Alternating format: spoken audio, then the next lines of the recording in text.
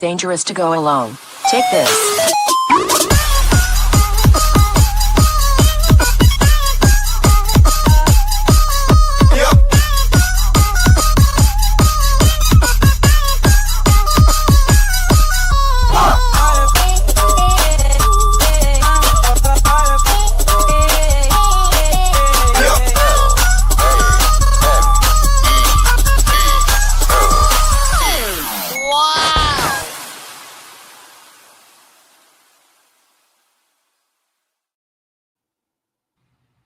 And welcome to the realm of geekdom. This is nerd breaking news. This is day 2 of CinemaCon, and I'm here with the kid who's been keeping up with the news.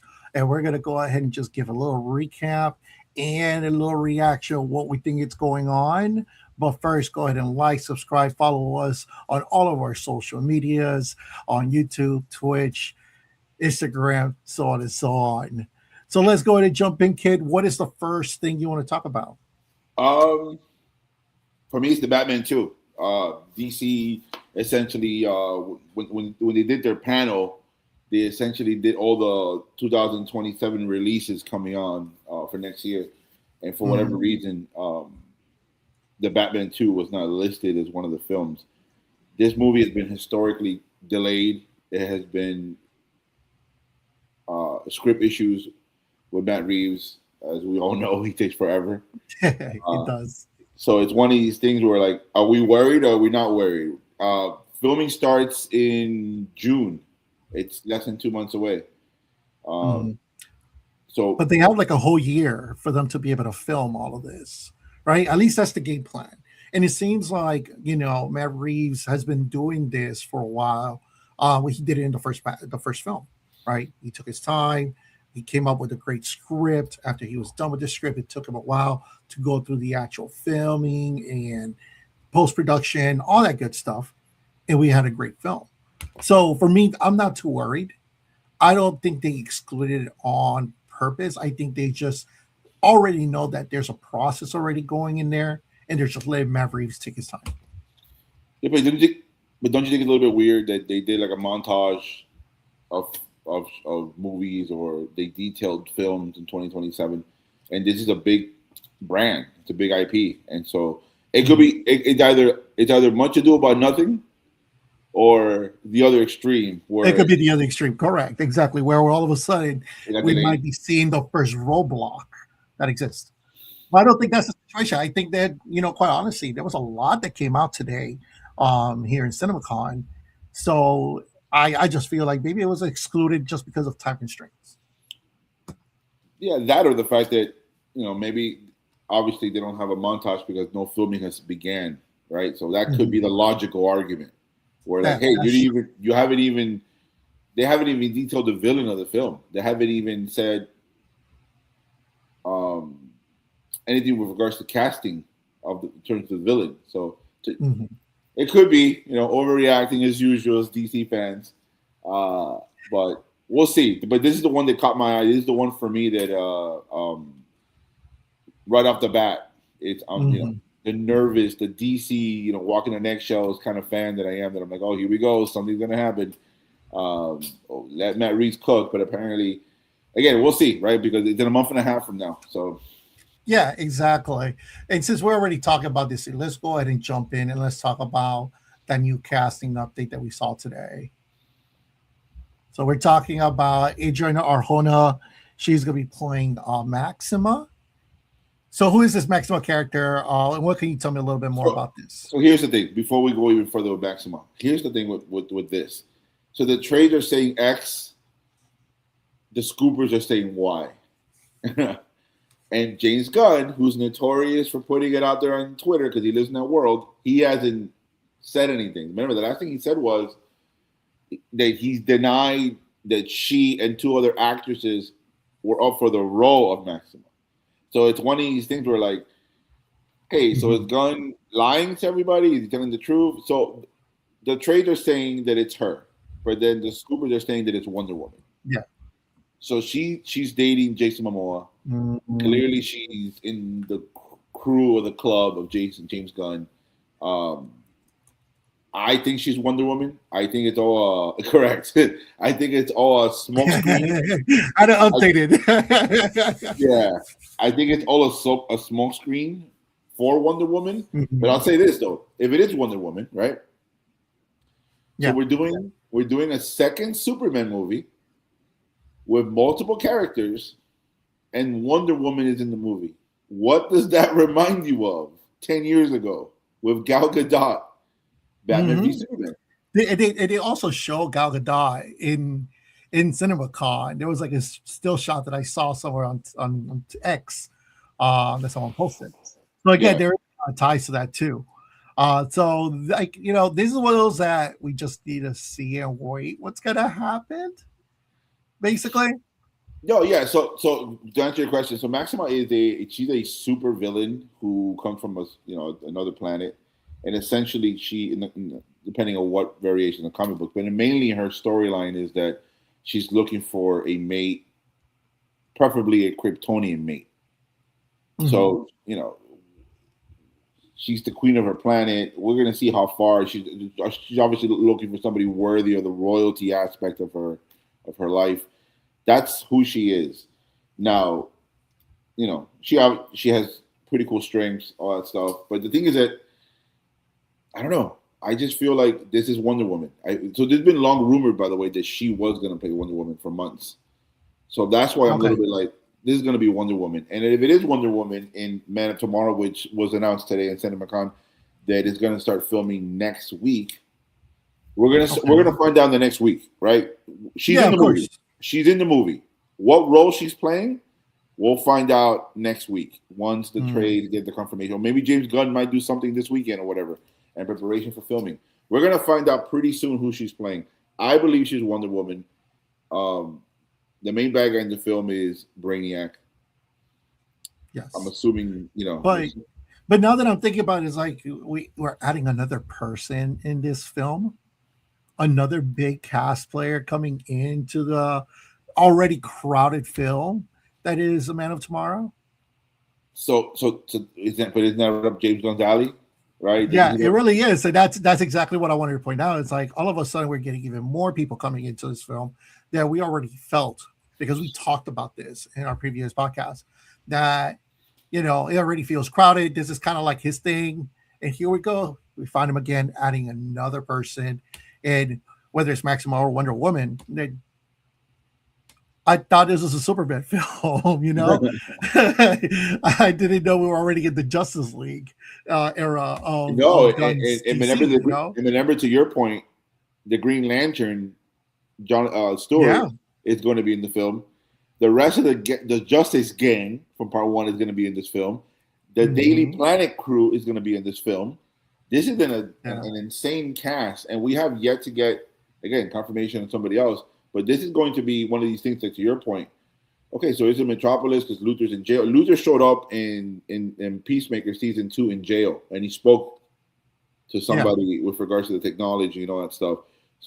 So Luther is in jail. I'm assuming Clark Kent in the comic books. Clark Kent in All Star Superman, he goes to Luthor's prison cell, and Luthor flexes. He doesn't know that Superman is Clark Kent, but he flexes to Clark Kent, and he goes, "Look, Clark, this is real muscle, unlike Superman." So knowing James Gunn, the nerd that he is, he's probably going to replay that scene as a filming thing with Nicholas Hoult Hmm. and Corin Sweat. But you made a great point. Is this to be a Superman film one? Which, by the way, Gunn already confirmed that it's a He's co-lead with Lex Luthor. For me, that's red flags.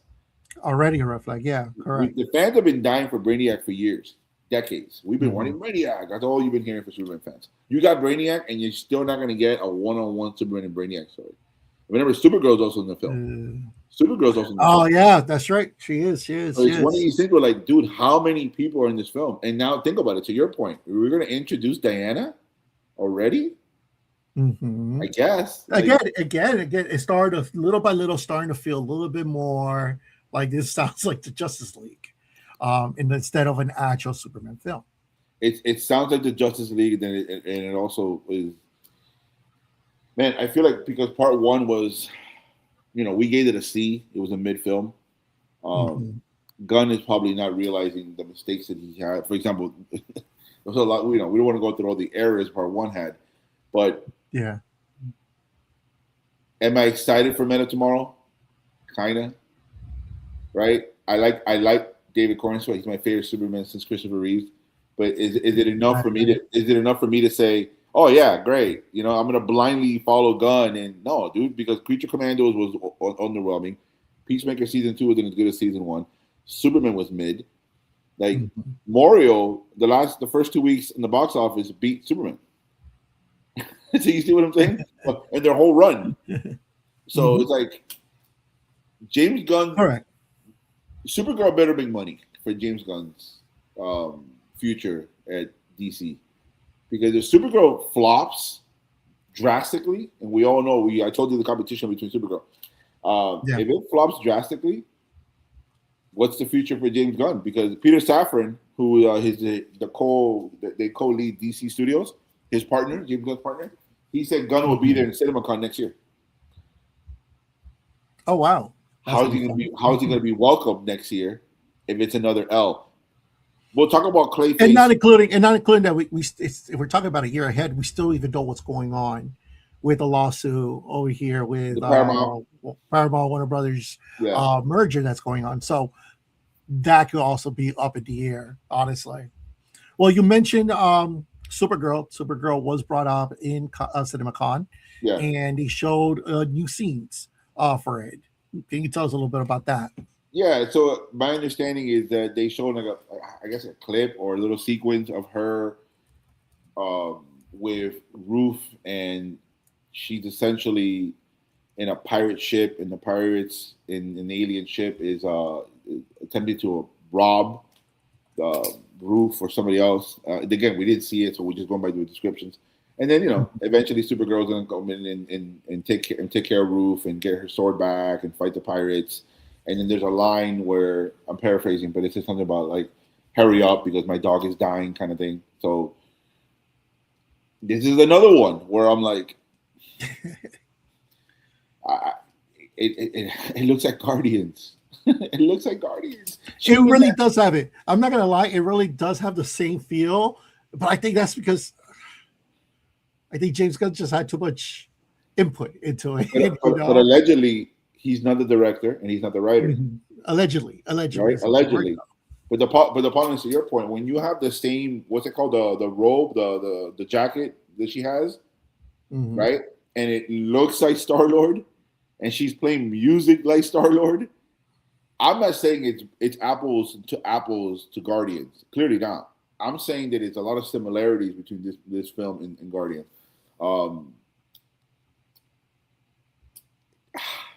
I hope it's successful. I'm always gonna root for DC. I like Millie Alcock. I'm not the biggest Jason Momoa fan. Apparently, he showed up at CinemaCon today in the Lobo bike in the stage, right? And people seem to like Jason Momoa. I'm in the minority of it. I think Jason Momoa is whatever.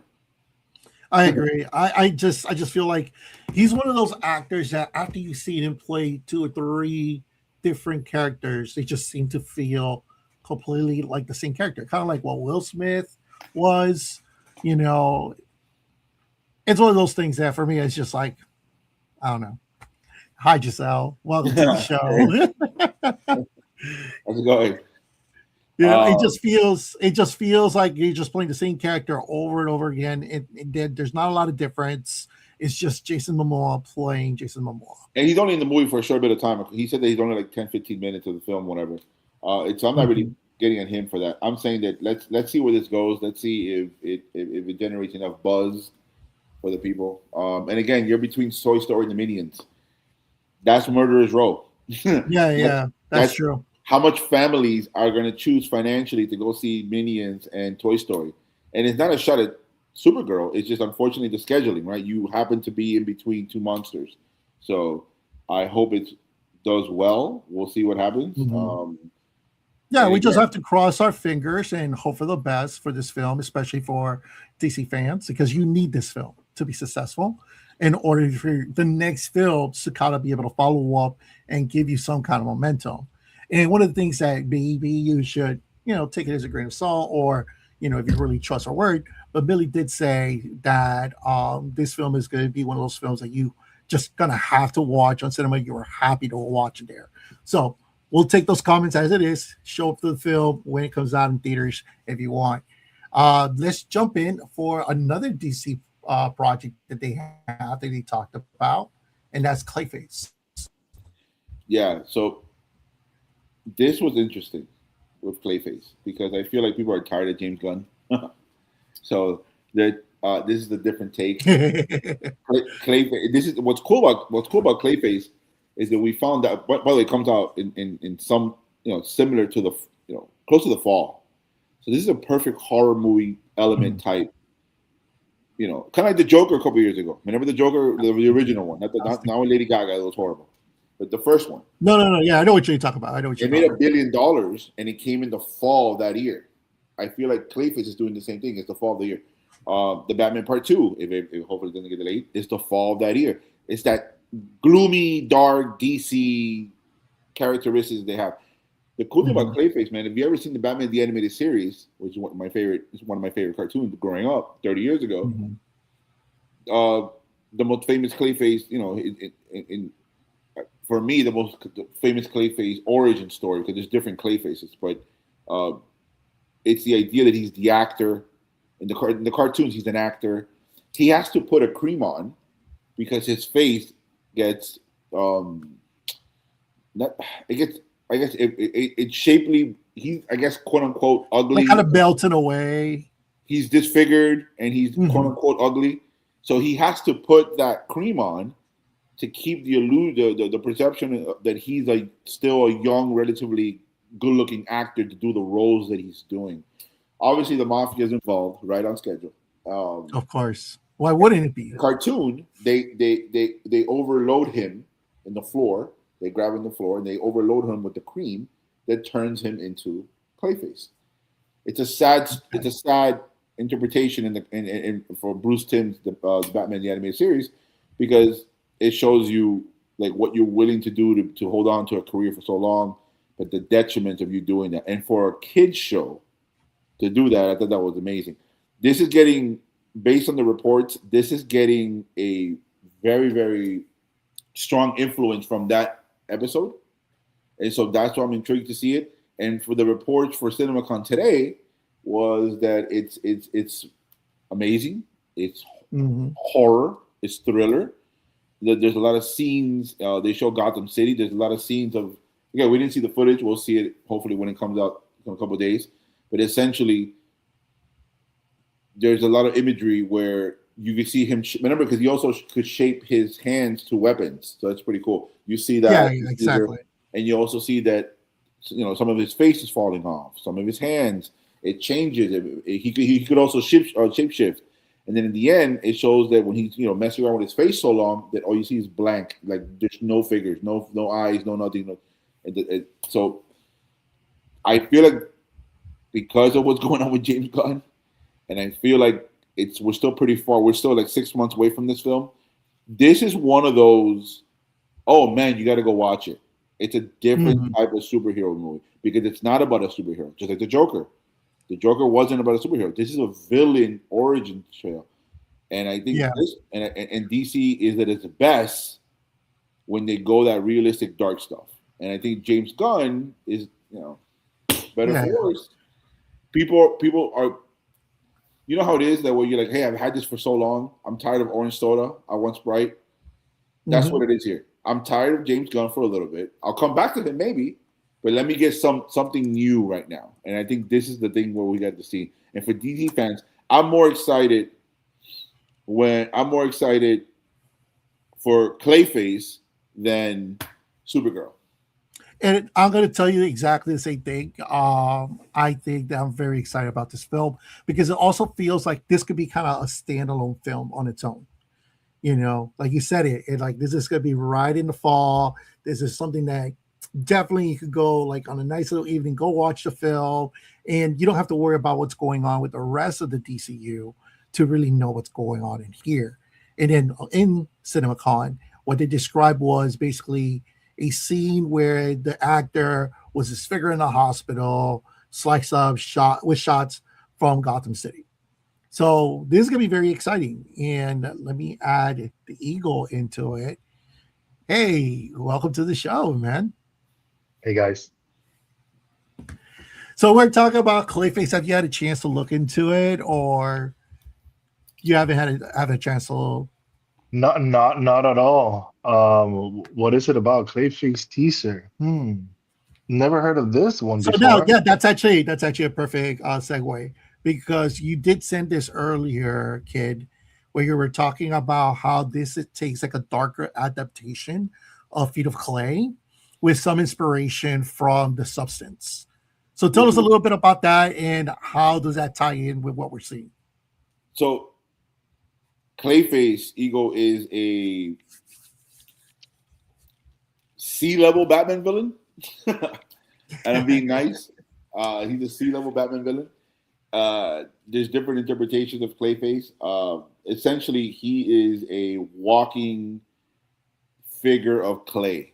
And so when you hit him, you're hitting clay, so it doesn't affect him. Okay. When you shoot at him, you're hitting clay, so it doesn't affect him. He could absorb you.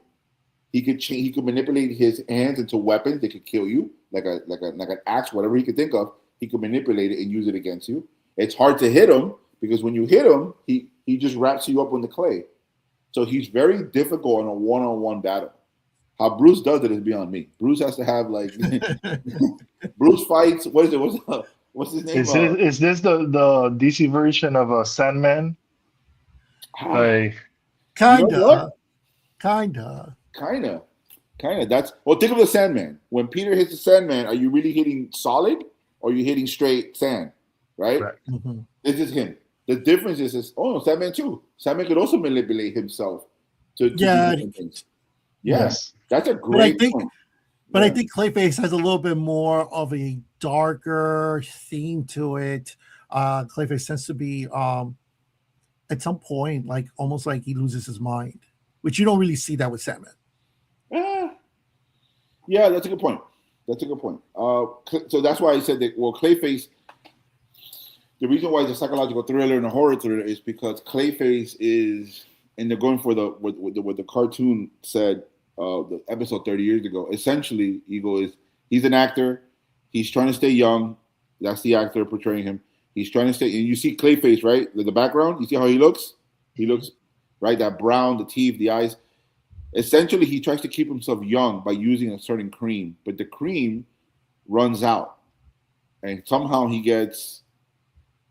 The mafia is always involved, and I think he owes money or whatever it was in the cartoon. And then what they do is they lay him in the floor, the mob, and they essentially they drain his face with like a pound and a half, or maybe 3 pounds, whatever it is, just like a big pot of the cream that he uses. The cream that he uses only a little bit, and what it does is that he has a disfigured face. The cream makes him look like that guy, young, handsome, actor. So long as he has the cream, he's portraying psychologically to the world, I'm this young, in my 30s. How does he look so young? The cream. In the cartoons, because something happens with the mafia, they put a pot of that cream on his face. And all you see is the imagery in the cartoon of just consistent cream of going like that, and he's getting held back. And that completely changes, I guess, his whole body, and he becomes clay because of that. And so he's still able, by the way, to shapeshift into another person. And in the cartoon, he shapeshifts into Bruce Wayne to try to frame him, right? Because he could change it. He's kind of like Mystique. He could change to somebody else. He's very, very formidable when you actually start thinking about all the things he could do. Is this a film or a TV series? This is a film. And it's kind of like the Joker a couple years ago, where they're like, instead of doing superhero origin movies, let's do villain origin movies. So this is a Batman villain origin film. And I believe it's a one-off. We're gonna have to double check that. I don't think this is DCU. Depending on how successful it is. I don't think it's DCU. We'll see. We need to double check whether it's DC, whether it's part of the James Gunn universe or it's not. I don't recall at this time. But I don't think it is because, to your point, I think they want to see what happens here. It comes Yeah. in the fall. It comes the same time as Halloween. This is everybody today described it as a psychological thriller, as a horror thriller. Well, think about it. You mentioned it, right? Like the whole Joker thing. Joker was a separate Yeah, movie, right? A yeah. separate film. It They had call it nothing to Elseworld. do. Yeah, they call it Elseworld. Mhm. So There we go. yeah, so we'll see what happens. By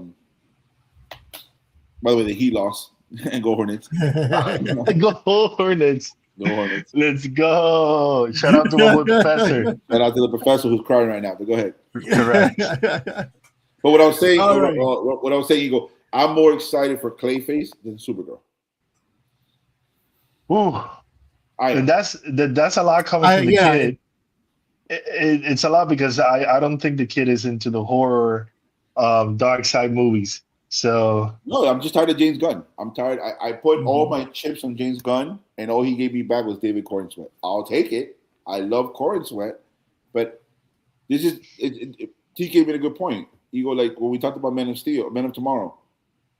This is the second film you do a Superman, and you still don't do just Superman. You decide to have like 20,000 people in a film. Why can't it just be David Corn Sweat? Like I don't. Mhm. Exactly. By the way, Again, we just added more. We just added more people. That's By the way, that's said exactly what we just he have with Henry Cavill.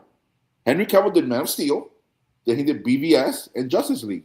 He never had a second sequel to Man of Steel. They told him, "Hey, here comes Ben Affleck, here comes Gal Gadot, here comes Jason Momoa, here comes Ezra Miller," and then he's like, "Damn, dude, but I died in the second one." And then if you watch Snyder's Justice League, which is a 4-hour film, dude, he's gone for like 65% of the film because he's still dead. Mhm. yeah. So you're like, Henry Cavill He got comes towards screwed. the end of the film. Yeah, he does Henry come. at the Cavill end got of the screwed. film. If you think about it, how much he got screwed for being Superman. You still don't care. You didn't like him as a Superman. So I'm don't being, give I'm me being objective. Okay.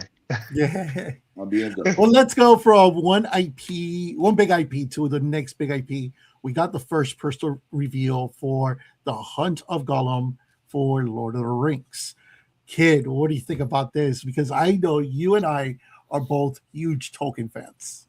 Here's the problem with this movie. We didn't ask for it. Nobody 100%. Nobody gives a damn about Golem. Probably the best thing about Golem was two things: the flashback that we got in Return of the King, which is how he became Golem, and the fact that everybody's famous thing that he says "precious." Cool, great. Other than that, could somebody clean him up? Could we move on?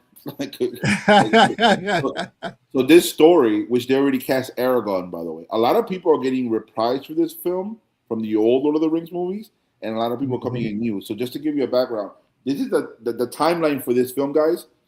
Is the Hobbit when Bilbo goes on an adventure to when Frodo goes on his adventure. Now, when you watch the movie, Peter Jackson just goes really quickly on that. He goes, "Oh, whatever. We're gonna go really quickly." Which I don't blame him. The book is long. This is going to be the gap with Bilbo and Frodo. The problem is nobody gives a damn about this. No, right? Gandalf is back. Frodo is back. Legolas' dad's back, but then they got a new Aragorn. Like, dude, Viggo Mortensen was a chef's kiss for Aragorn. Good luck, kid. Good luck trying to be Aragorn. Like, I get IP trying to make money, and hopefully this money makes money because I'm a Lord of the Rings fan. But this is a movie where I'm gonna be like, I'll watch it on streaming. I have no interest watching this movie.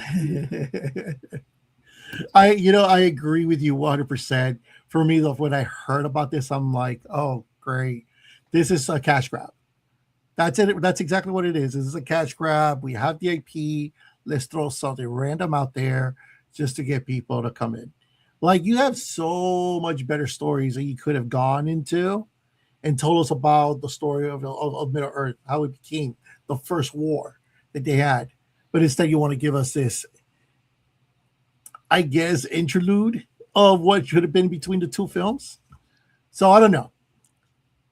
I guess we'll have to wait to see a little bit more because I'll probably, just because I'm a big fan, we'll probably want to go to see this in the theaters. But it's not something that we really need. What do you think, Eagle? Yeah. This reminds me a lot of when we talked about, I don't know, probably like a month ago, about the new TV series for Harry Potter. Didn't Mhm. necessarily ask for it. Is trying, I get the original part of basically trying to fill a void and and go for this character specifically, but I don't know. I don't think a lot of people saw the movies and said, you know who was my favorite character? Gollum. Gollum was more some sort of a, like a cool, I don't know, a cool character to make fun of. You're not necessarily looking at him and you say, we need more of this guy. Clearly, the 20 minutes that he spends in the movie basically saying my precious is not enough. Like we need more. I Mhm. don't think people are saying that. So yeah, the hunt for Gollum. We'll see. Maybe they give it a twist. I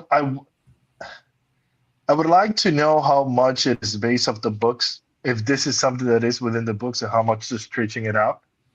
Um, to try to get some viewers for this. No, But it's a yeah. So film. no, so it's supposed to be Aragon or Strider, right? In the original book, in the original movie, he's called Strider. It's supposed to be Strider chasing Gollum, because they don't want it to go back to Sauron. Sauron. There's a secret there, and he doesn't want it to go to Sauron. So he's chasing Gollum in this film. The problem I have is, man, don't make it 3 hours, dude. Like The Hobbit, I'm still, you know what it is? I still got PTSD when me and TK walked out of The Desolation of Scrub. That Oh, movie God. sucked so bad. The dragon had a monologue. I thought it was Jay Leno. It was so bad. He spoke, what was it, 45 minutes? And that was Doctor Strange. Yo, Benedict Cumberbatch. it sounded like a Victorian play that we were listening to, Correct. because Cumberbatch has such a great voice. He really does. Has such a great voice. He's Oh, yeah, very he does, talented Benedict, as a yeah. as a voice actor. And for me, it was just like I was hearing Shakespeare for 45 minutes. That's what it felt like. So yeah, so I still have a bad taste in my mouth. I'm a Lord of the Rings fan. I always will be. Again, I'll watch it in streaming. It's not like I'm not gonna watch this film. It's just that the Hobbit is 100 pages long, and you made 9 hours. How is that not a cash grab? It's 100 pages. Like kids read the Gollum back in the 60s and 70s, and you made 9 hours. That's a problem.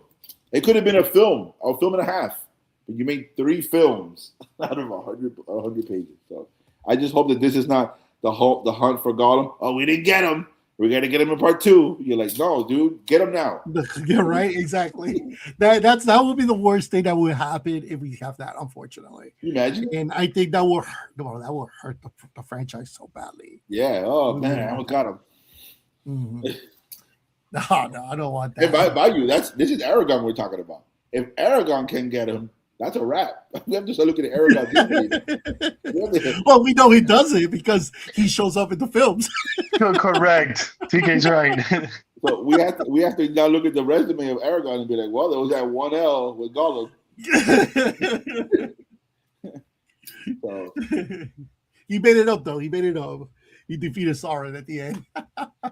yeah. So let's jump into the next one. And I know this one the Eagle's going to love because it's his favorite actor, of course. Oh yeah. My boy. Yeah, his boy. He All right, looks kid, old tell in us. that picture. Hey, you did him wrong in that one. Tell us a little bit about this film, kid. So essentially, the film. So it comes out this year.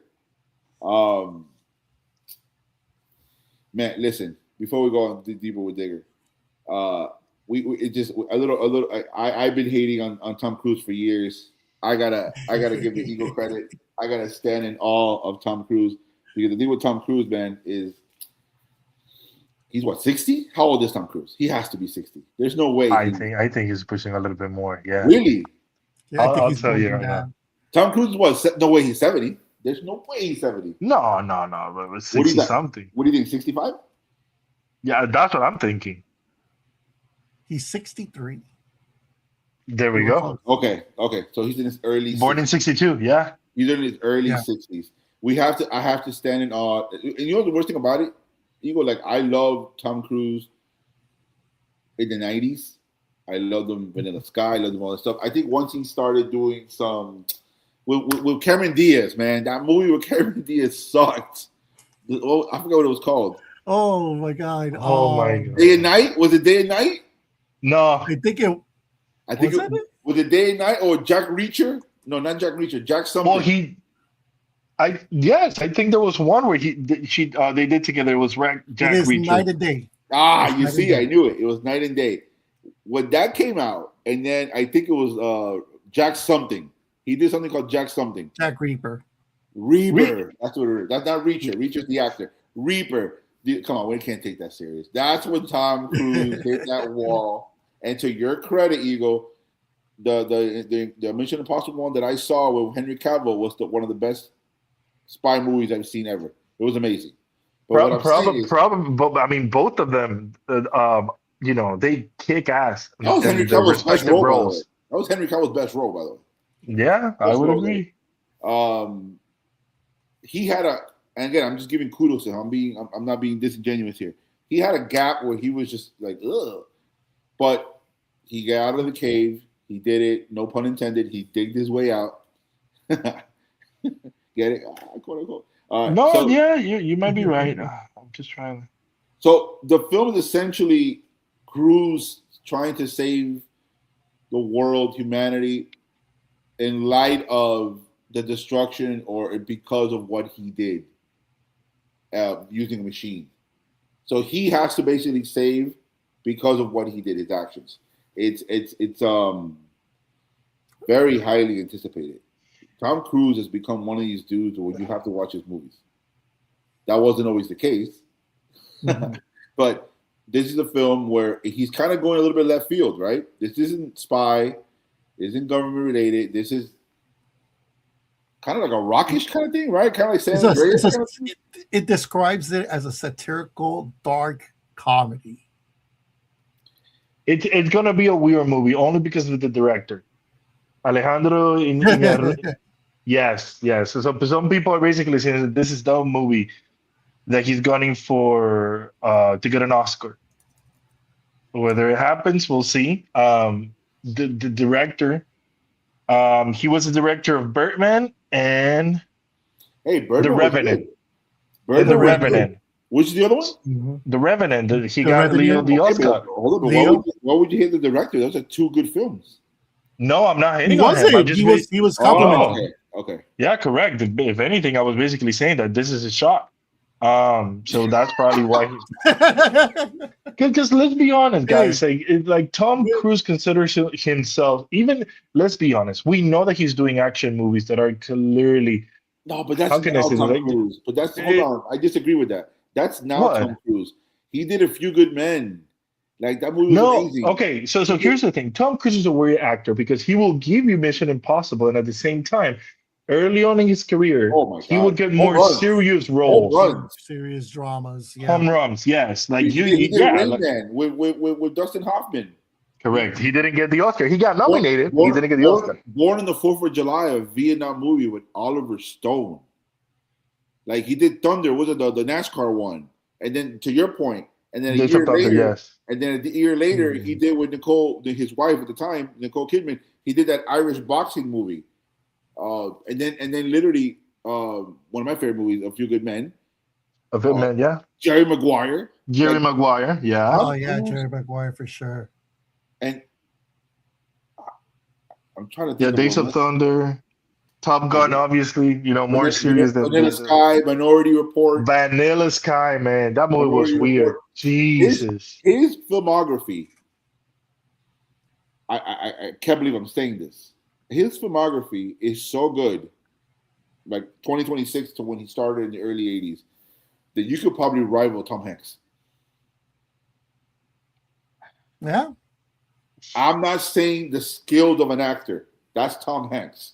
I'm not saying that. I'm saying the actual blockbuster hits. Because think about it. As much as we all love Tom Hanks, he's one of the GOATs, that's my opinion. He's in my Mount Rushmore of actors, by the way. I'll tell you right now: Pacino, Bobby D, Denzel, Tom Hanks. Those are my top four. And for me, the best four actors ever lived. Anyways, And by the way, honorable mention, Leo DiCaprio. Tom Cruise is not far away. He's not. You have to just put his resume. It's not like he's Nick Cage who fell out of life. You know what I'm saying? Nick Cage. I mean, if you only count A Few Good Men and Jerry Maguire, those two movies alone, forget about Top Gun, forget about Mission Impossible. But he pulled up, but you're disregarding the 80s. The Last Samurai. Yeah, Like he did a good your freaking Risky Business. Risky Business. The Outsiders. The Outsider. By the way, everybody was in The Outsiders. Rob Lowe, Patrick Swayze. That movie was amazing. That's a great point. What was the movie you just said right now? Last Samurai was amazing. Yes, The Last Samurai was good. So again, we're gonna have to start looking. And if this movie, to your point, does what we think it's going to do, that Oscar push, the idea that he used the machine to cause the issue for the world, and he has to fix it. And he's going. This is not a traditional Tom Cruise film per se. Mm-hmm. It could be kind of what Matthew McConaughey did in Dallas Buyer Club 10 years ago, right? Matthew McConaughey was the romantic comedy, good-looking guy. He did a very serious issues and topics in that movie, and he got an Oscar before Leo did. And Hollywood went crazy. Because Leo, to be fair, come on, man, let's just be honest here. Let's be honest, right? Let's be honest. The Departed. Well, let's go on. The Departed. the Aviator, right? What's the one he did when we went to Africa? Blood Diamond. Yeah. Come on. Inception. Yeah, the list is go. You could go on and on and on, bro. Shutter Island. Mm-hmm. Like, so the fact that he got one before, at the same time, you don't even put. I wouldn't put so much emphasis on Oscars because Martin Scorsese only has one. That's a damn shame. How does Martin Scorsese only have one Oscar? That doesn't make sense. You see what I'm saying? But Ego, if this is Tom Cruise's, I'm 60-something years old, I'm going to go for the home run. This is it. I'm never going to have this shot again. I'm rooting for Tom Cruise to do it. I hope you get your Oscar because he's. Hopefully the movie's good, right? Like we have to, Well, listen, the director, right? We have to. We have to. If the director hit those kind of films you just named, we have to give him the benefit of the doubt. Obviously, this movie could be trash. We don't know. No. But you're adding Cruise and the director? I don't know, man. That's a deadly combination. Yeah. And I think that because it's something different, it's going to give us a different perspective, and it's going to be able to give Tom Cruise to be able to show us something different, and it might be more engaged. So I'm excited for this film. This should be fun and interesting. All right, next one. This one should be a real quick talk. We saw a first look for Evil Dead Burn. This is we kind of already talked a little bit about this. This is actually, Kid, go ahead and tell us a little bit more about this one right here. So Evil Dead is an old school series from the early 80s by Spider-Man director Sam Raimi, who did the first 3 Spider-Man films. He started off doing these kind of films, and he did Evil Dead. He did 3 of them. I don't know if obviously he's in this film as well, and he did the last one. I think he's in all of them. He's kind of like Wes Craven back in the day with Nightmare on Elm Street, where Wes Craven was synonymous with Nightmare on Elm Street. Sam Raimi is synonymous with Evil Dead. That was his baby. It was 1981 was his first film.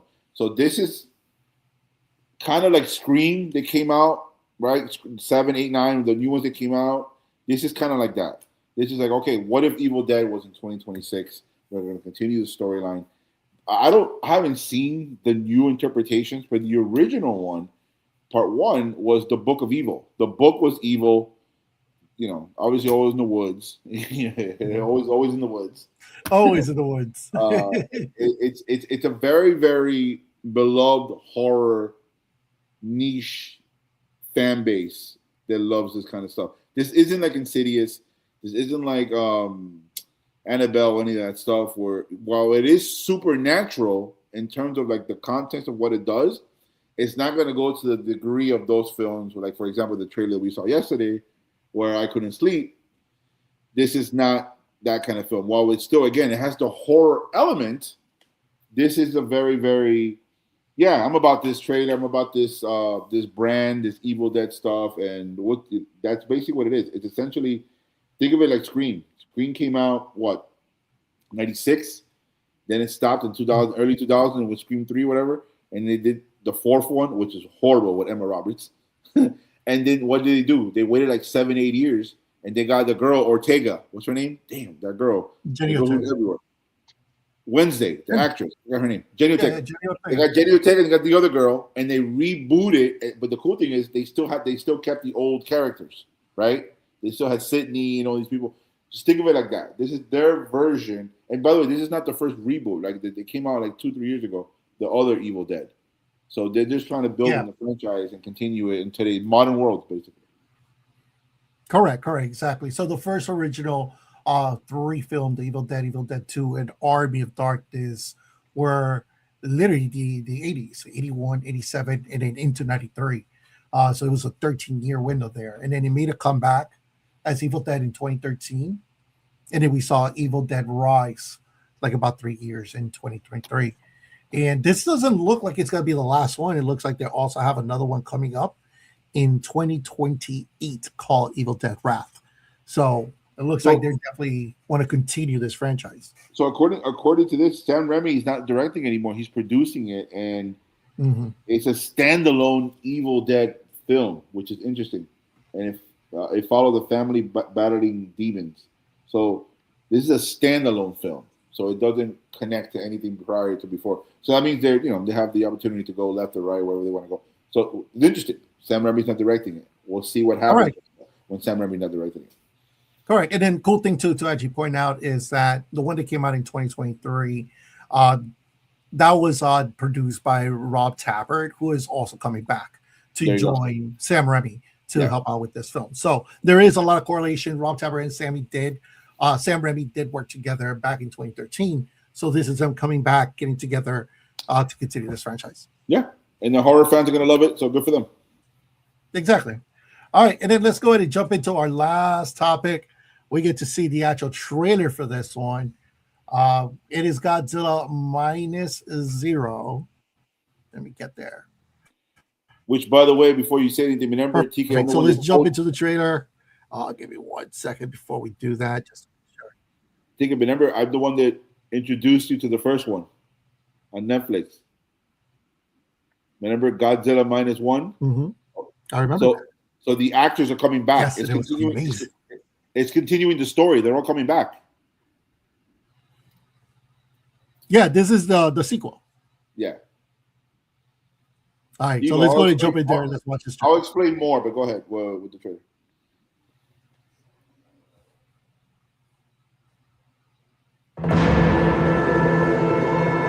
If their operation fails, maybe we'll finally get to use it. Abort third drop. Repeat. Abort third drop.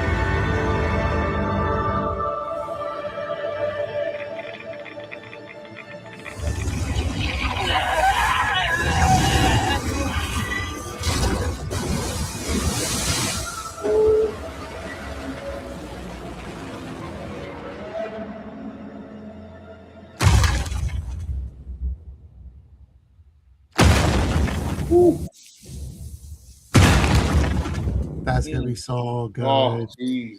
Oh, that's gonna be so good. I can't wait for that. That's gonna be so good. Eagle, I don't know if you're into monster films. I am. I always did. When I was a kid, I used to watch the TNT shows. So on Fridays and Saturdays on TNT in the 90s, they had Monster Weekend or whatever that. TK, you remember that? Old school monster movies on TNT where they used to have the Swamp Guy, they used to have Frankenstein. I remember those. And they used to put the old school Godzilla films. So I always have a love for the old monster movie film. So this is a sequel, Eagle, to the 2-3 years ago, the film called Godzilla -1. Godzilla -1 is set around the time of World War II and post-World War II.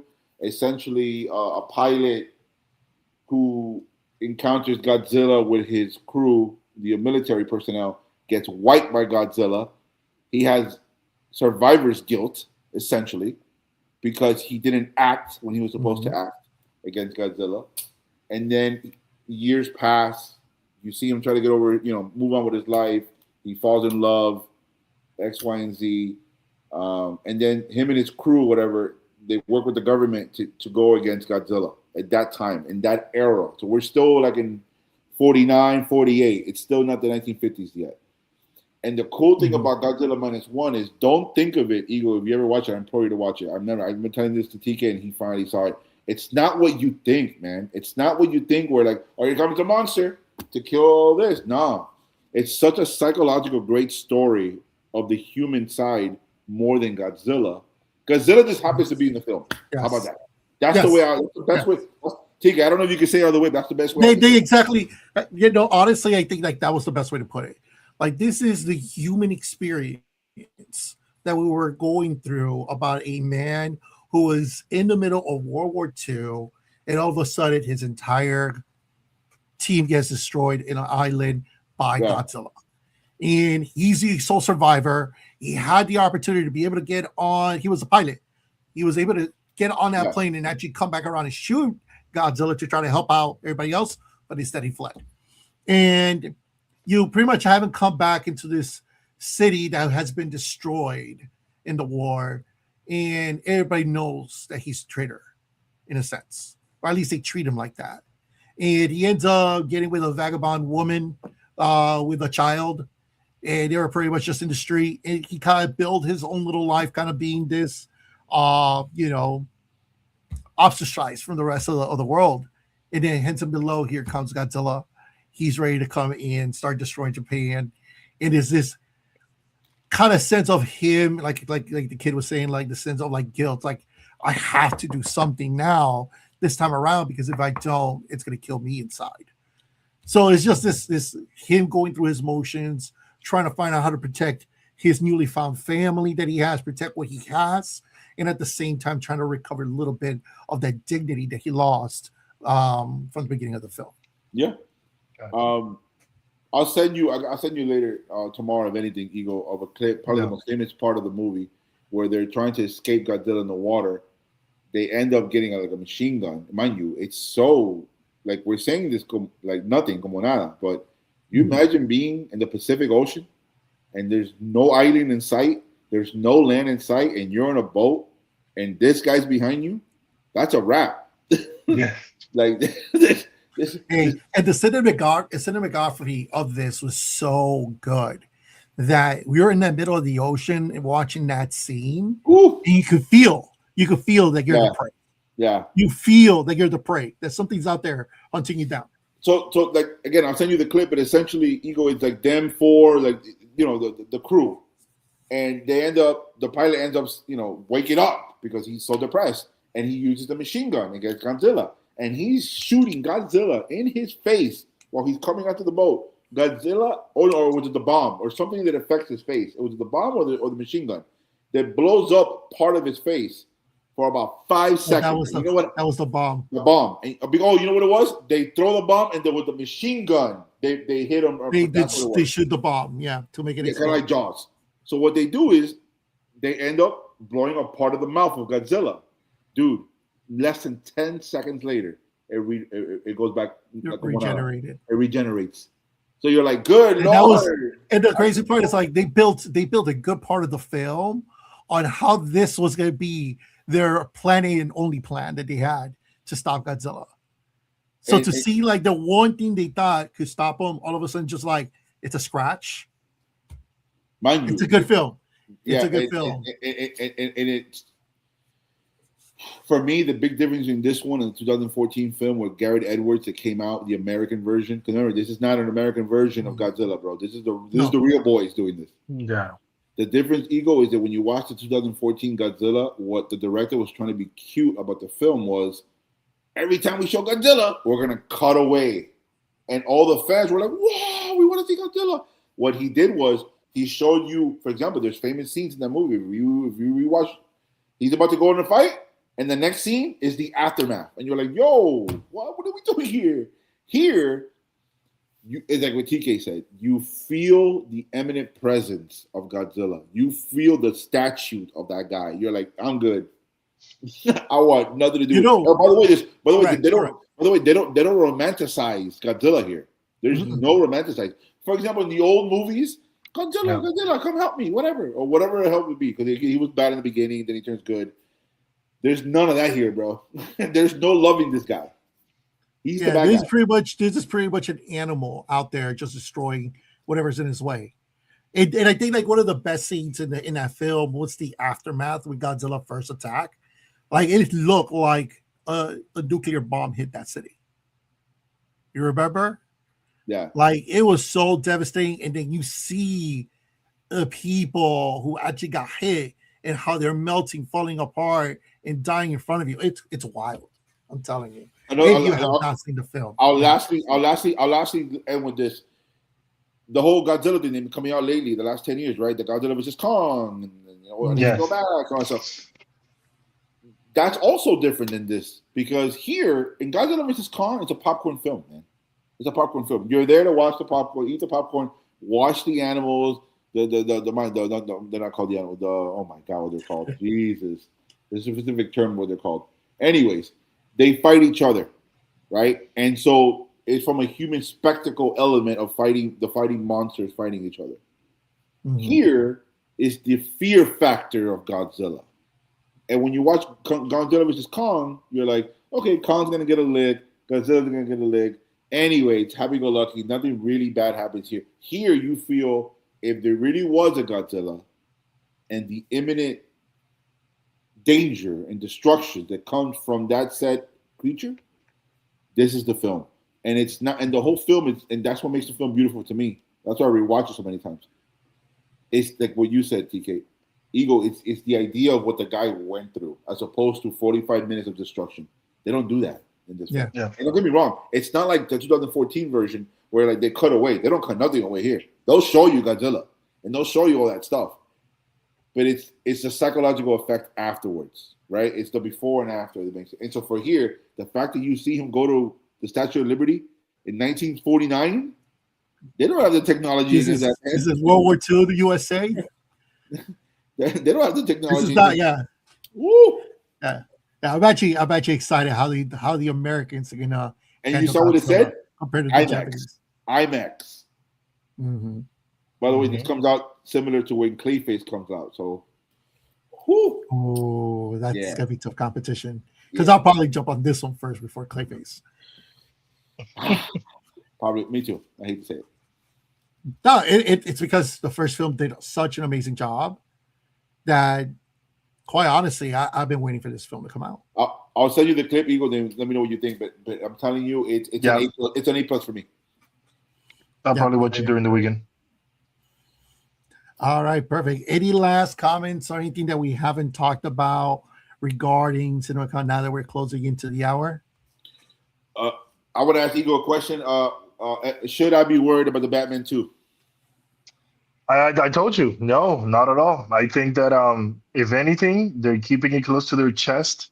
I prefer to trust them on this one. And, if they think that they have a really good film, if they really think that they have a really good script, we already heard a little bit of that from Batman himself, because he went from Patterson, right? Like he an interview, I don't know, I think it was a few months ago, and he basically said that he loved the script and he loved the story for the Batman Part 2. So I'm not worried about it. I think that Warner Brothers, they have a lot going on, with DC and good movies coming out. I think they have a lot of people like me, like, hey man, you don't need to be releasing a few bits and whatnot. Like when the movie's ready, they haven't even started filming, right? June, yeah. So what do you want them to release? What is it like? No, the hype is already there. Listen, it's just me, Ego. It's me. It's the paranoid DC guy. Also remember, this is not James Gunn. Thank God. That's true. Mm-hmm. Thank God. So you know what this means? This is a chance of making money. Exactly. All right, everyone. Well, thank you for tuning in to Nerd Break. Serge, tell us if there's anything we didn't cover that you would like for us to touch later on. We will gladly do that. And we will see you tomorrow for day 3 of CinemaCon.